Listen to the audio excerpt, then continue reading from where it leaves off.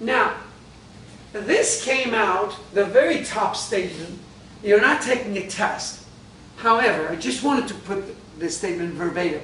That came out from the state. Did somebody, at least it had a state logo, Timothy somebody, had a state logo, and I believe that that came from a state, and simply saying that, hey, you're doing this for greenhouse effect. And essentially, they're saying that by 2020, 3 million metric ton of carbon will be saved from the earth because of this particular initiative. Now imagine this is only based on the code that we have. As the ratchet gets a little tighter, it will become more and more. In the Europeans, it started a long, long time ago. In the sense that there are cities in Sweden that actually are proud to be zero carbon. So that means that technically the state of California is leading the nation, and yet we just began. And the lead was a voluntary issue, etc. I wrote the very first, for American Society of Plumbing Engineers, I wrote the first ever document on gray water. And guess what? The entire world was discussing it far before us. In fact, the last code, the 2007 code, had the gray water as an appendix. Through the assembly bill, they brought it into the body of the code. Guess what? There's a major, major fight between different organizations and different bodies to find out if gray water is actually going to be implemented into the code. Because even though it is now the law of the state of California to be able to use it in-house, within the boundary of the house, there are issues and there are problems. And the only one other issue is this. What is the cost of a gallon of water right now? $7 per thousand. $7 per thousand gallon. That makes it 7 cents. A DWP person was saying about 2 cents to 7 cents. To buy it.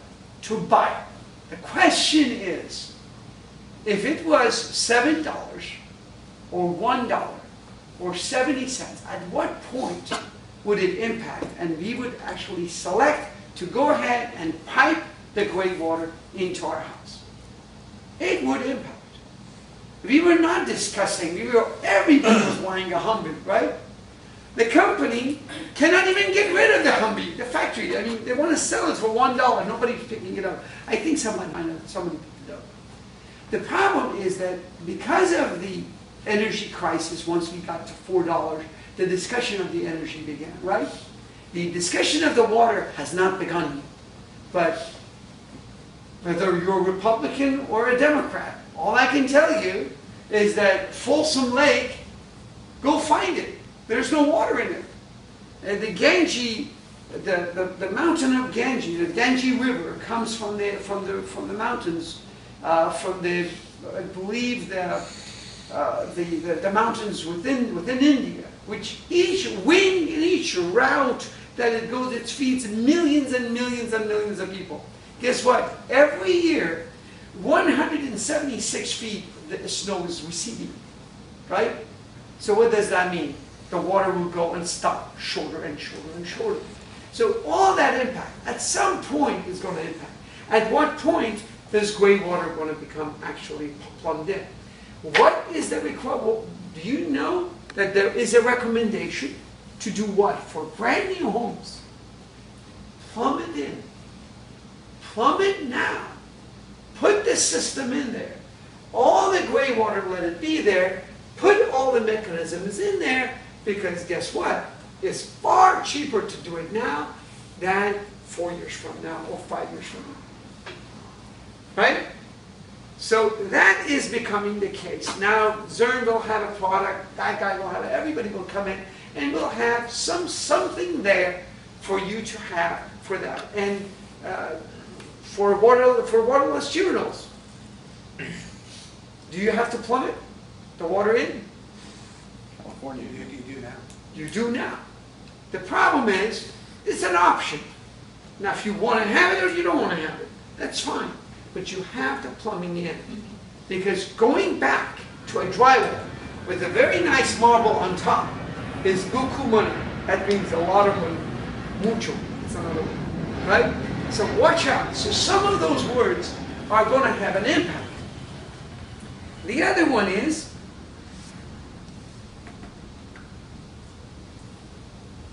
I will discuss that and we'll take a break. The standards we're going to go through when we get there are some foundations. I truly believe, I go to seminars to a point that I collect about 80 to 90 hours of seminars a year. I sit in those chairs, and one of the things I found out, as an engineer, the best way to discuss an argument of the code is know the argument. Don't know the code. Make sure you know the argument. If you know how the code was written, believe me, you will sail through the building in safety. Because very likely, 99% the guy doesn't know. So if you want to amend it, tweak it, find a great way, etc., that's the best format. So there is a basic analysis. The other one is the code's rating and the other ratings that we discussed. We're going to look at it. We had the words prerequisites in the lead concept. We call these mandatory. Do it. Right? And then you have the word tier ratings, which is tier 1 and 2 right now. Now is voluntary. Very likely you'll pay another $49 2 years from now, and you'll see that they all have become mandatory. Right? So really, given that note, let's take a short break.